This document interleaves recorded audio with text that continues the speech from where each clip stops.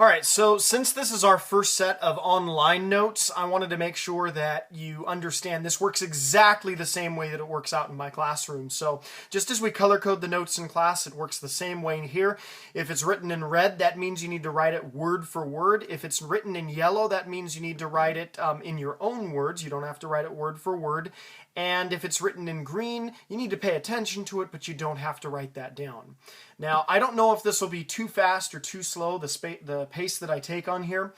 If at any point you need to just pause the video to be able to write something, that's totally okay, so feel free to do that. And today we're going to learn about the explorers, so here we go.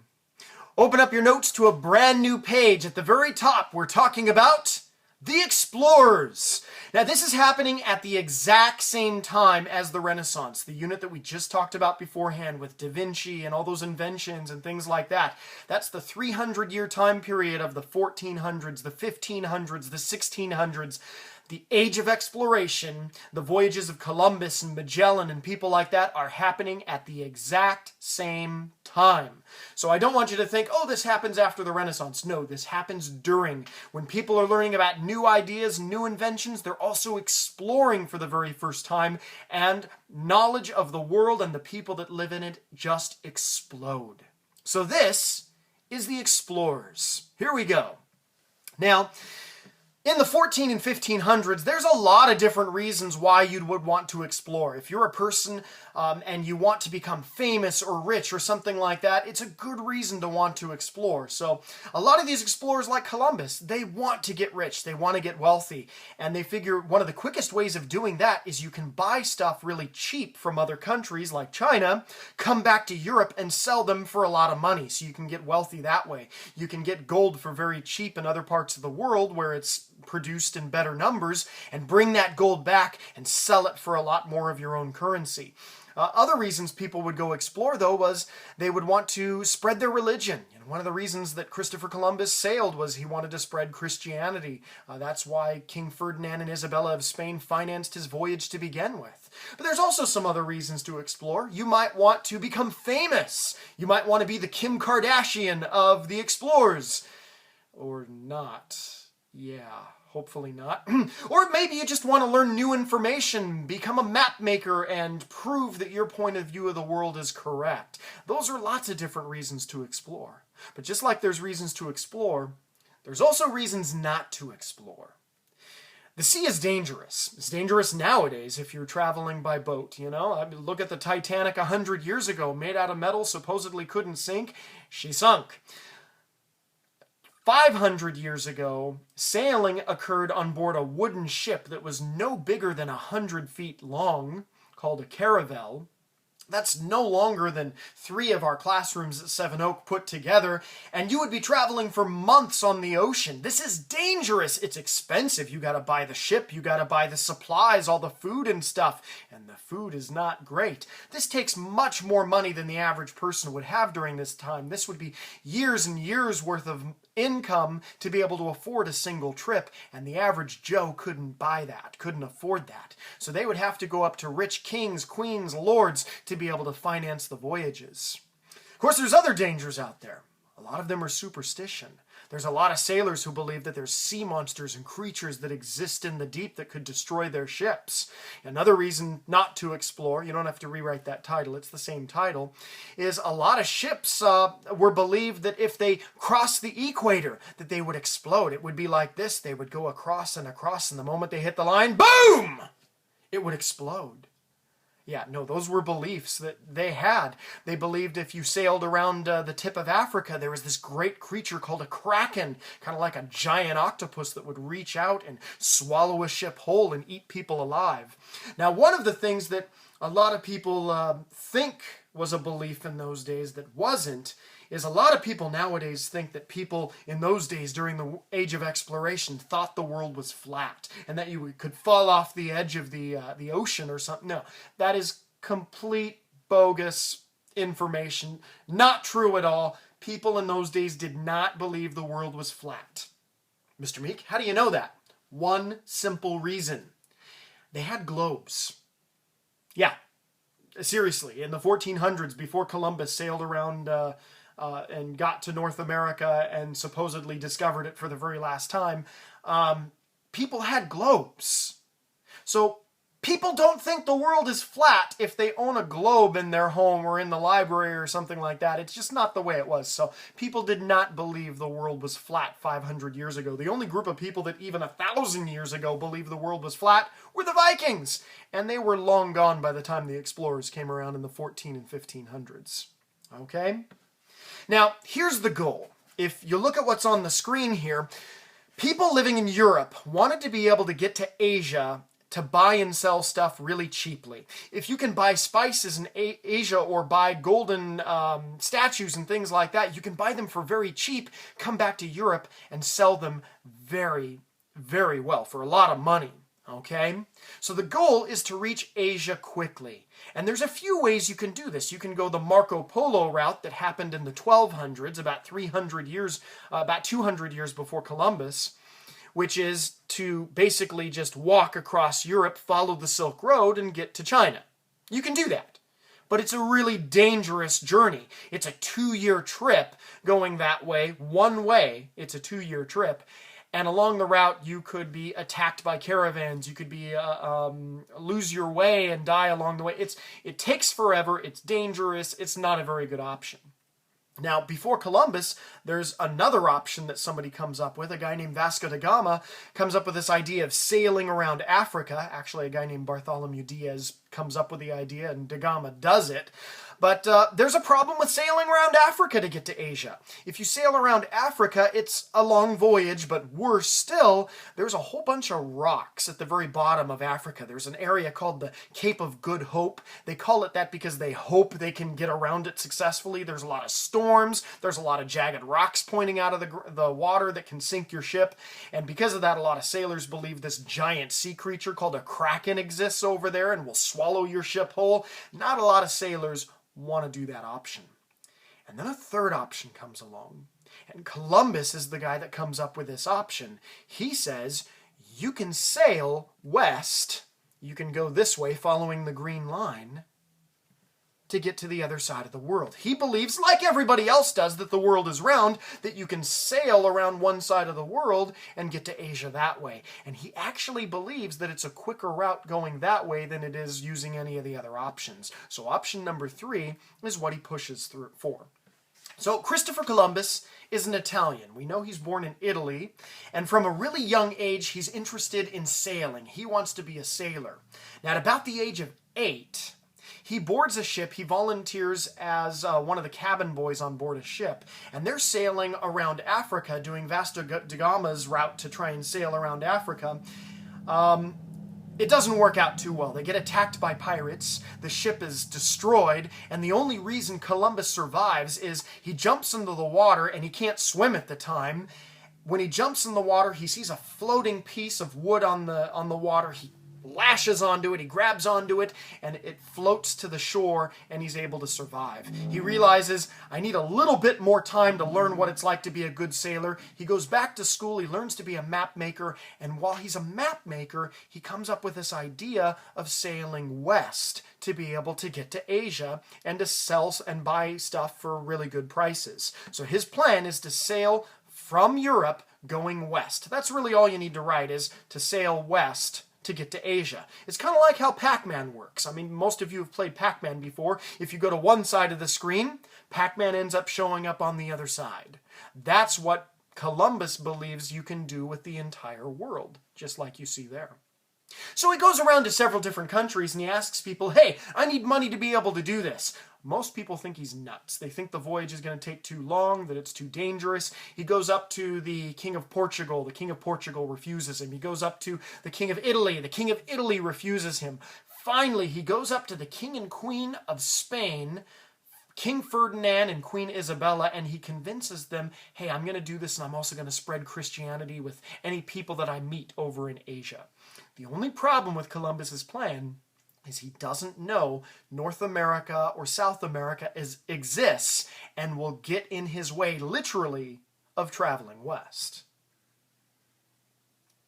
Now, Columbus, when he puts together his ships and his voyage, he expects a pretty short trip.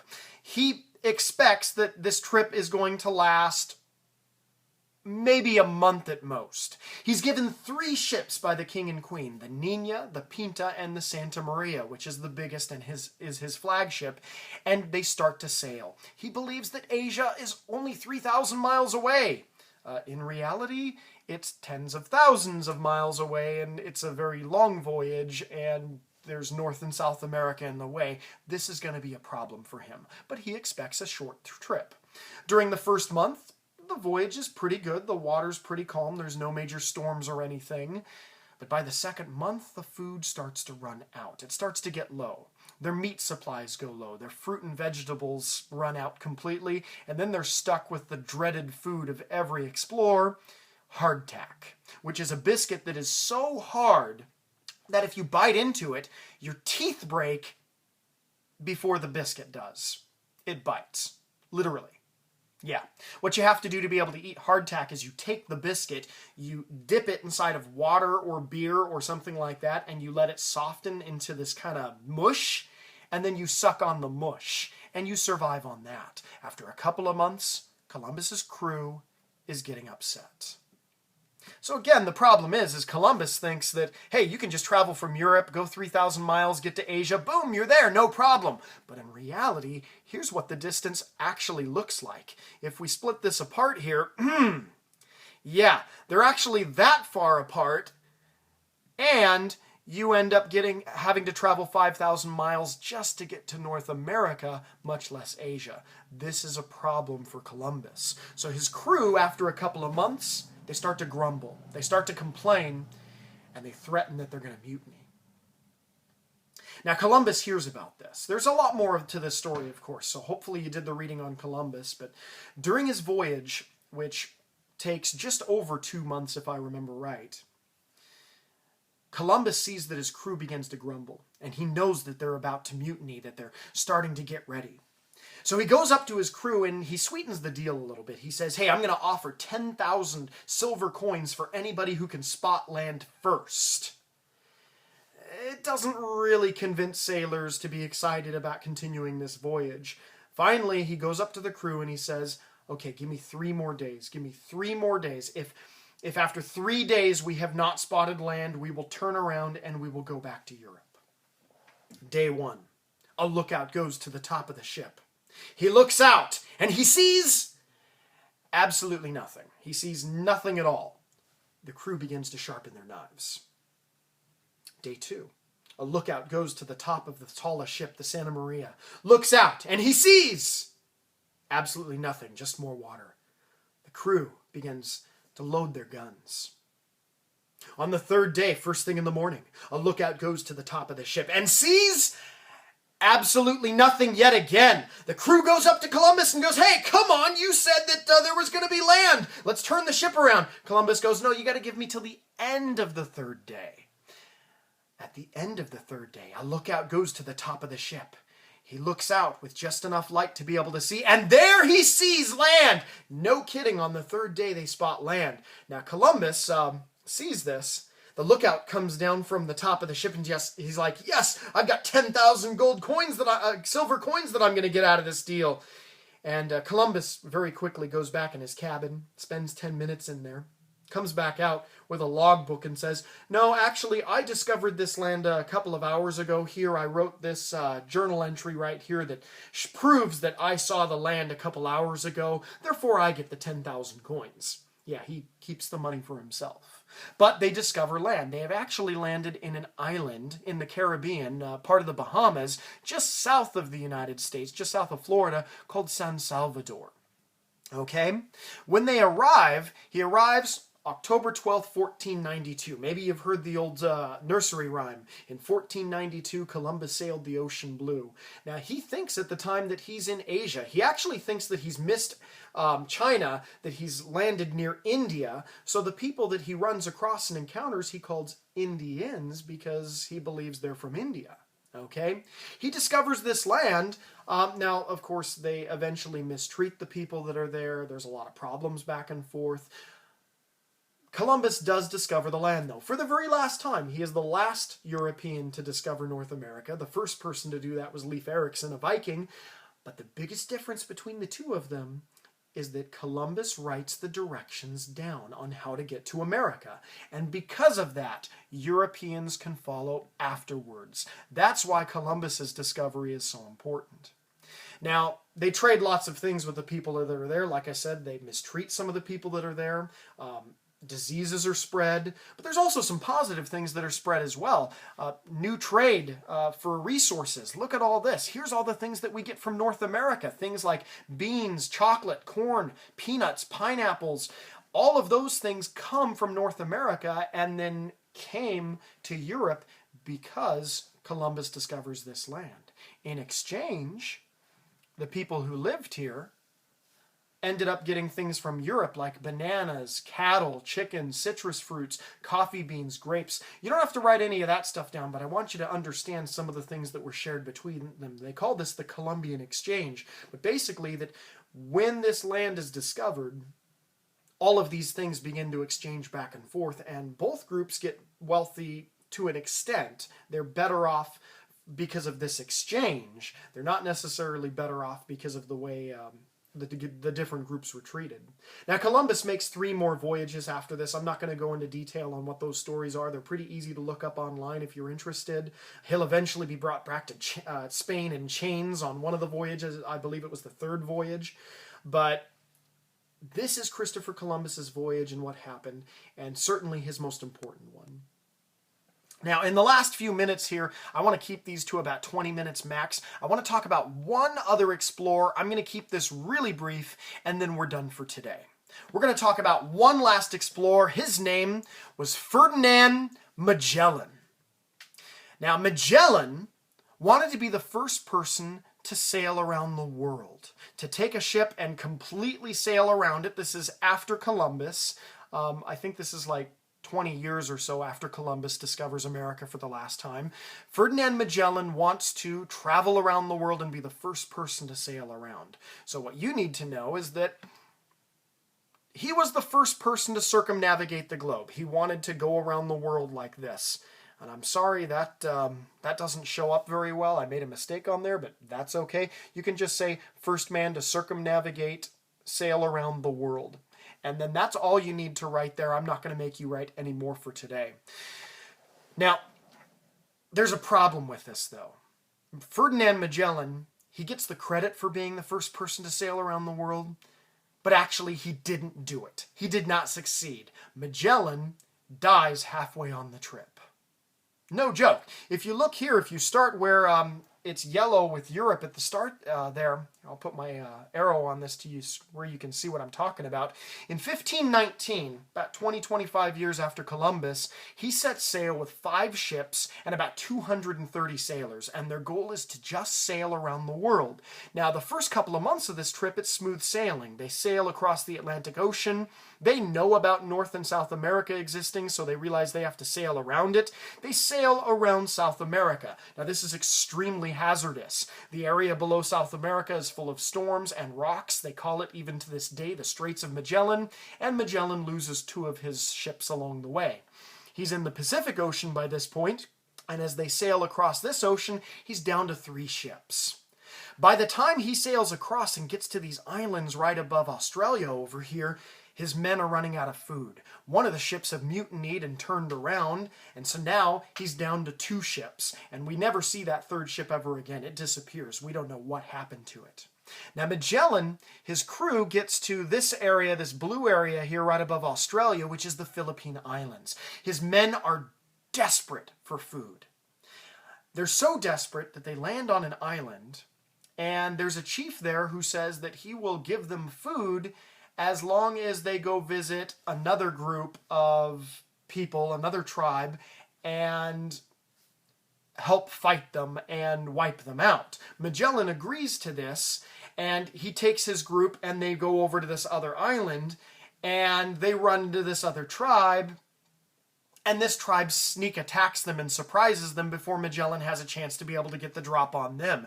As he and his crew are running away from these islanders who are chasing after them, An islander takes a spear, throws it. It catches Magellan in the back. He dies on the spot. The remaining men get inside of a rowboat, row back to the ship, and sail off. And because they haven't defeated this tribe, they don't get any food from the original chief that they were in negotiations with.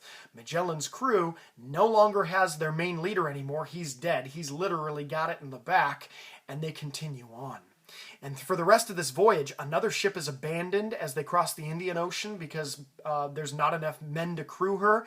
And almost exactly 3 years after Magellan's crew first set out, one lone ship sails back and arrives in Europe, in Spain, with 18 guys on board. And that's it. 18 guys show up to Europe. They successfully get back. But do they get the credit for circling around the world first? No. It goes completely to Magellan. If you look online, who was the first person to sail around the world, Magellan gets the credit, even though he didn't do it. The first leader to successfully get around the world and make it all the way around and successfully circumnavigate like Magellan wanted to was a guy named Sir Francis Drake, who eventually became a pirate. But hey, we'll talk about Pirates of the Caribbean later this week instead. I've got some good stories for you there. I hope these notes were easy to follow along. These are kind of the major explorers of the time period. There's a lot more, but that's all you really need to know about Christopher Columbus and Ferdinand Magellan. Have a great one, guys.